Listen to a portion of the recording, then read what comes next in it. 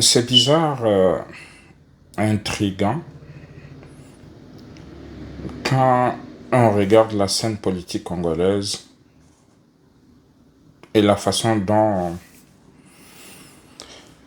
elle fonctionne.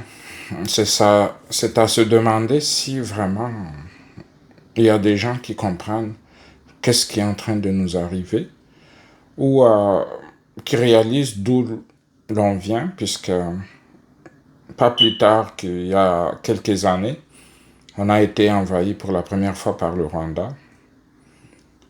Et on sait comment ça s'est terminé, l'assassinat du président Laurent Désiré Kabila. On a eu 18 années difficiles avec la prise de pouvoir de son soi-disant fils. Et aujourd'hui, son legs est lourd et on essaie de s'en débarrasser tant bien que mal. Tous les jours des morts. Mais certains de nos compatriotes n'arrivent pas à décoder qu'est-ce qui est en train de nous arriver. La plupart d'entre nous n'arrivons pas à comprendre que pour sauver notre pays, on se doit de nous unir. De nous unir, c'est ça. On dit toujours l'union fait la force. L'union fait la force.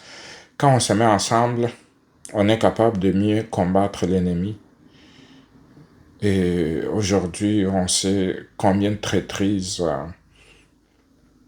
combien de traîtres il y a parmi nous, à tous les niveaux, que ce soit chez nos politiques, nos religieux, dans notre armée. Et tout ça ne nous permet pas de pouvoir nous unir et imposer un agenda, excusez-moi, d'imposer un agenda qui vaut la peine. Aujourd'hui, on voit tout ce qui est en train de se passer à l'est de notre pays. Et encore une fois, je nous demande, chers compatriotes, c'est vrai qu'il y a beaucoup de choses qu'on reproche au président Tshisekedi, mais ça reste le moindre mal. Le moindre mal, pourquoi? Puisque si vous regardez autour de lui, autour de ceux qui sont ceux qui se disent être de l'opposition, vous regardez Kabila qui vient de faire sa sortie médiatique les derniers jours, on se rend compte que la personne qui comprend le mieux la situation présentement, c'est Tshisekedi. Puisque quand je suis certains de nos politiciens et certains de nos opposants qui disent qu'il faut un dialogue, on doit se mettre ensemble pour parler, et que je vois des gens qui, comme Fayoulou, effectivement, il a refusé de prendre les armes contre la République, ce qui est une bonne chose.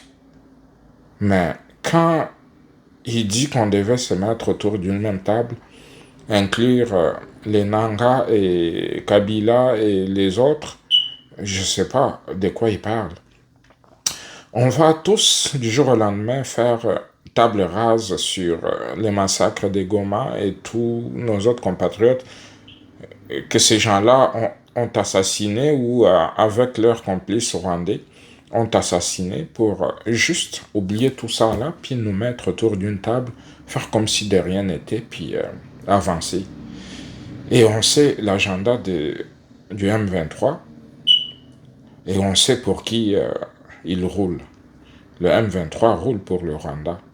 Et si ces gens-là ont accepté de venir mourir sur notre sol, d'envoyer des milliers de soldats rwandais pour venir se battre, c'est pas puisque ils aiment Nanga, c'est pas puisqu'ils aiment le M23, c'est juste qu'ils ont des intérêts qu'ils veulent protéger.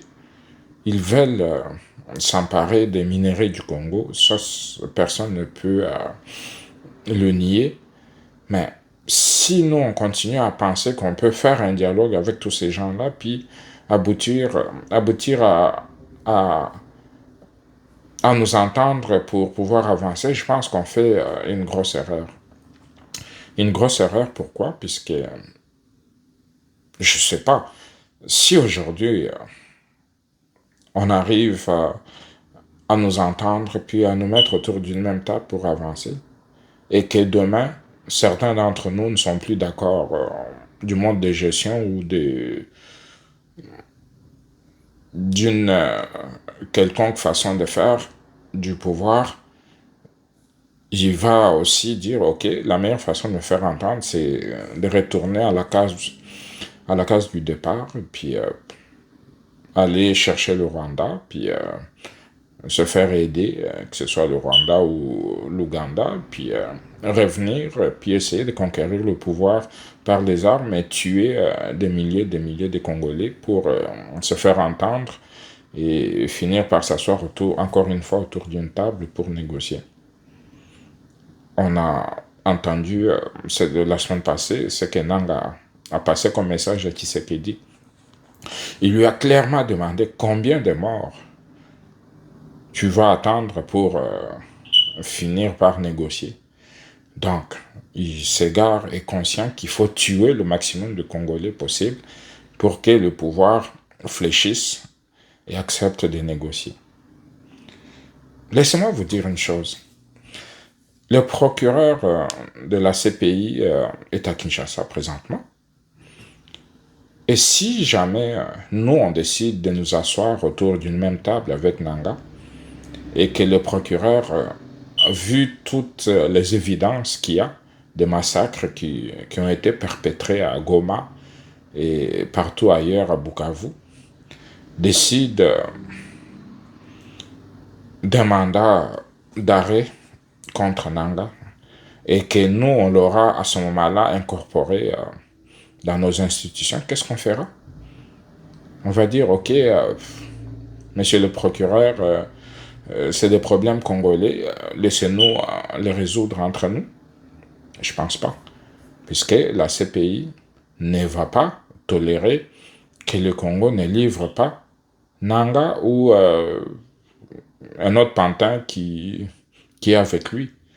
Si vraiment le mandat d'arrêt est envoyé à la République. Donc c'est à nous d'être un peu plus clairvoyants, de nous poser des vraies questions et de nous demander si réellement le dialogue inclusif comme ils le veulent, incluant les Nanga et les Kabila, serait une bonne chose. J'en doute réellement. Ce dialogue ne va que nous pousser encore plus dans le désarroi. Le dialogue ne va pas résoudre le problème posé par cette guerre. Le Rwanda ne va pas nous regarder, nous unir et puis dire, OK, entre vous, vous êtes entendus. OK, moi, je me retire et tout est beau. Non. Ces gens-là ont envoyé leur armée au Congo, des munitions, des armes. Ils ont fait tout ça là, pas pour nous permettre de nous entendre. C'est pour avoir des dividendes. Et il est clair de nos jours que ces dividendes-là passent par nos minéraux. Ces dividendes-là passent par récupérer une partie de notre terre. Et ça, c'est non négociable. Kagame l'a dit dernièrement, comme quoi qu'il y a des terres qui appartiennent au Rwanda, au Congo. Mais pourquoi on doit continuer à faire abstraction de tout ça, puis à penser que l'Église catholique est en train de mener des bons offices et que avec les protestants, j'allais dire, ils vont nous amener une solution durable? Non, je pense pas. Je pense pas vraiment, puisque si vous regardez la situation telle qu'elle se présente sur le terrain, vous allez vous rendre compte que les tireurs de ficelles sont ailleurs, et même, c'est pas de tireurs de ficelles, c'est les instigateurs de ces conflits. C'est le Rwanda.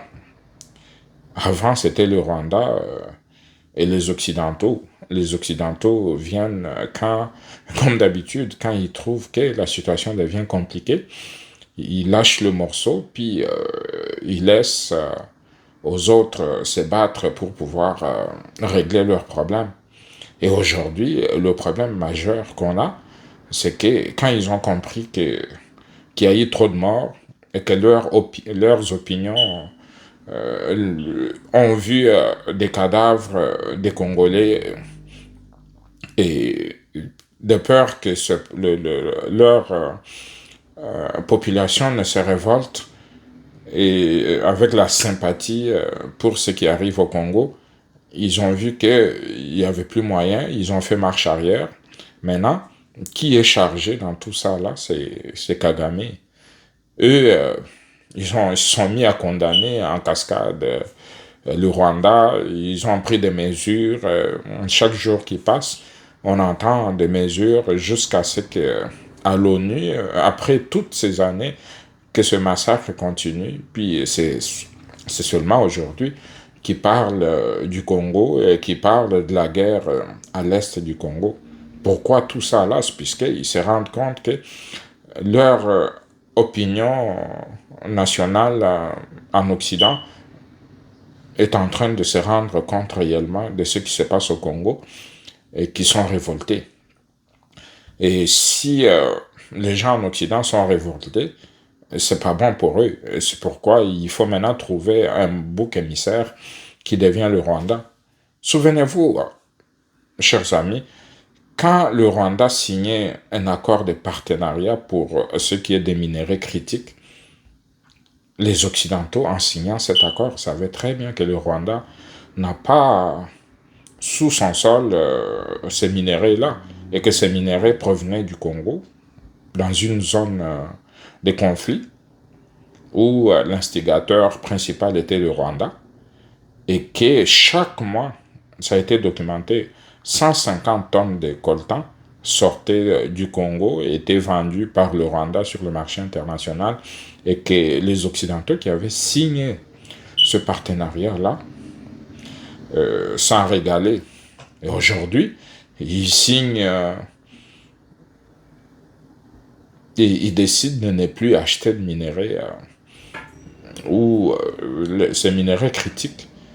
Et pourtant, depuis le début, ils savent très bien d'où proviennent ces minerais. Ils savent très bien que ces minerais ne sont pas rwandais et que ces minerais provenaient de la République démocratique du Congo et que ça venait des zones occupées par le Rwanda. Mais qu'est-ce qui fait qu'aujourd'hui, ils se rendent compte finalement qu'ils doivent mettre un terme à cet accord pour faire en sorte que ces minerais-là ne soient plus achetés de cette façon-là? Pourquoi? C'est à se demander à quel jeu ces gens-là jouent. Ils se rendent compte aujourd'hui que leur opinion nationale, un peu partout, voit des images à la télé. Et malheureusement pour nous, la télé ne peut pas montrer toutes ces images-là d'horreur. Ce qu'on montre par-ci, par-là, c'est un tourment. C'est un tourment pour que leurs dirigeants se décident finalement de punir le Rwanda et de montrer patte blanche alors qu'ils sont au départ c'est pour qui le Rwanda roule. Chers frères, c'est à nous, Congolais, de pouvoir comprendre tout ça et de nous mettre ensemble pour faire en sorte qu'on ne puisse pas tolérer qu'il y ait encore d'autres Congolais qui vont revenir utiliser les mêmes méthodes pour pouvoir pour avoir ce qu'ils veulent. On a choisi le mode d'élection comme la seule façon de faire de l'alternance politique au Congo. Et si on a choisi ce modèle-là, on doit continuer. On doit continuer avec ce modèle puisque c'est lui qui est populaire, qui dirige. Tu prends le pouvoir, tu diriges. Si le peuple se rend compte que ses aspirations ne sont pas rencontrées, ils ont tous les 5 ans le pouvoir de décider autrement et puis de mettre quelqu'un d'autre au pouvoir. Pourquoi on ne peut pas s'en contenter puis qu'il y a d'autres Congolais qui peuvent juste se fâcher, puis aller prendre des armes et puis se retourner contre la République pour revendiquer quoi que ce soit. Non. Je pense que tous, on devait réfléchir là-dessus. Je pense que tous, on devait comprendre que on vit dans un monde où chaque pays doit protéger ses intérêts et les intérêts du Congo doivent être d'abord et avant tout protégés par des Congolais. Les intérêts du Congo ne peuvent pas être défendus par l'Occident, comme c'est le cas présentement. On doit d'abord nous-mêmes nous mettre ensemble pour revendiquer nos droits, pour bannir la violence parmi nous, pour bannir des discours tribaux, comme ce que j'ai suivi cette semaine à travers la Senko, des catholiques qui parlent de swahiliphones qui seraient pourchassés ou pour, qui seraient victimes du côté de l'ouest de la République. Non. Ces mêmes catholiques-là n'ont jamais condamné ce qui s'est passé à Gourma ou ce qui continue à se passer. Pas plus tard qu'hier ou avant-hier, des jeunes ont été assassinés alors qu'ils jouaient sur un terrain de foot. Et ça, j'ai pas entendu un mot de prêtre pour condamner tout ça. Par contre, il nous amène un problème qui n'existe pas pour juste nous inoculer un venin de séparation, un venin de division pour qu'eux puissent prendre l'agenda et se dire, OK, ils veulent faire leur médiation pour pouvoir rassembler les Congolais. Mais quels Congolais vous voulez rassembler en utilisant ce genre de méthode? Vous êtes des hypocrites. Vous êtes vraiment des hypocrites quand vous ne pouvez pas comprendre que l'unité, c'est pas commencer par faire ce que vous êtes en train de faire là. Vous avez tenté d'aller à l'Est sous prétexte que le président Tshisekedi vous a envoyé pour voir toutes les parties. Je ne sais pas si vous avez envoyé pour aller voir aussi Kagame et Museveni. Aujourd'hui, vous rendez compte que votre mensonge a été mis à nu et il faut continuer et utiliser d'autres prétextes. Vous avez vu ce que M. Kabila a dit dans son interview. Il a clairement dit que le M23 n'était pas un problème au Congo et que la solution devait être le dialogue avec tous ces groupes armés qui nous ont fait tant de mal. Et puis aujourd'hui, alors ce même Kabila, quand il était président, il nous donnait l'impression qu'il combattait aussi ces groupes armés.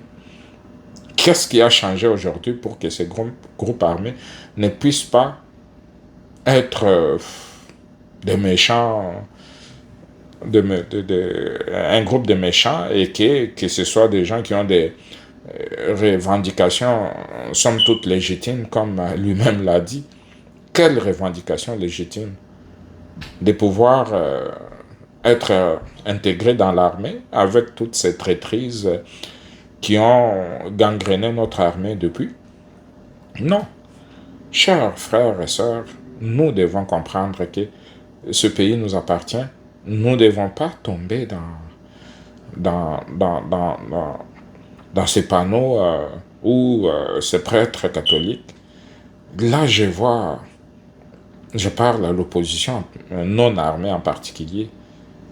S'il y a des choses à faire, mettons-nous ensemble et puis réfléchissons sur ce qui peut nous unir plutôt que de continuer à penser que on peut faire de la place à Kabila ou à Nanga ou à Bissimois et tout son monde, le Kagame et autres. Non. Les Congolais doivent se mettre ensemble et c'est en se mettant ensemble qu'on peut arriver à pouvoir avancer. Et se mettre ensemble ne veut pas dire qu'on devait accepter n'importe qui dans nos rangs pour pouvoir avancer avec. Non, non, non, non, non, non plus. Ça, c'est c'est un couteau à double tranchant, puisque à chaque fois qu'il y aura un Congolais frustré, il va faire la même chose.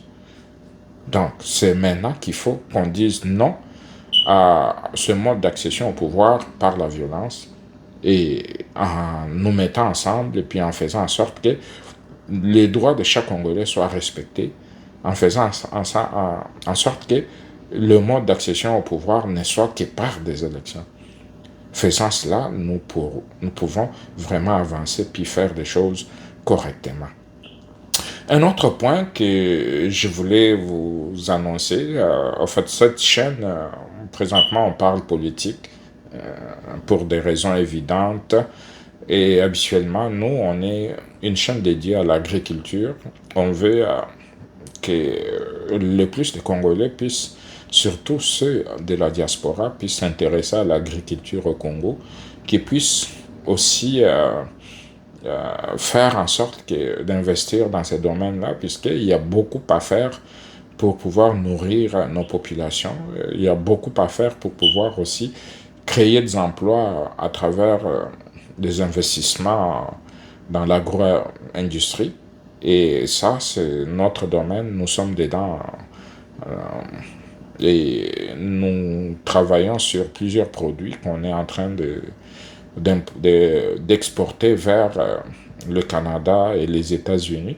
Et très bientôt, on va exporter nos produits un peu partout en Europe. Et ça, on veut qu'on puisse se mettre ensemble pour faire ce travail-là, un travail qui va permettre à ce que notre pays continue à ne plus compter que sur des minéraux et qu'on puisse aussi avoir, on a une agriculture moderne et qui puisse aussi faire en sorte que le Congo ne puisse pas exporter que des minéraux et qu'on puisse arriver à exporter aussi d'autres matières comme le manioc, qu'on puisse exporter l'huile de palme, qu'on puisse exporter le café en masse et tous les autres produits dont le marché international a besoin. Avec des millions de terres arables qu'on a, on ne peut pas dépendre pour nous nourrir de l'importation comme c'est le cas présentement. Donc ça, on est en train de nous organiser pour faire bénéficier de notre expertise à la plupart des Congolais, que ce soit de la diaspora ou qui sont des nationaux, qui sont sur place au Congo pour pouvoir développer ce secteur-là, puis faire en sorte que le Congo puisse rayonner dans ces domaines. Donc, abonnez-vous en masse sur notre chaîne pour pouvoir avoir l'information en temps réel. Abonnez-vous, puis partagez nos vidéos. Aujourd'hui, présentement, on parle politique pour des raisons évidentes et notre champ d'action, c'est plus l'économie. L'économie, c'est ça qui va faire avancer le Congo. C'est ça qui va enrichir les Congolais et nous permettre de pouvoir nous affirmer et puis prendre notre place dans le concert des nations. Moi, c'est Eli Moulaja, coach Moulaja, comme on m'appelle. Et je vous souhaite une très bonne journée et à la prochaine.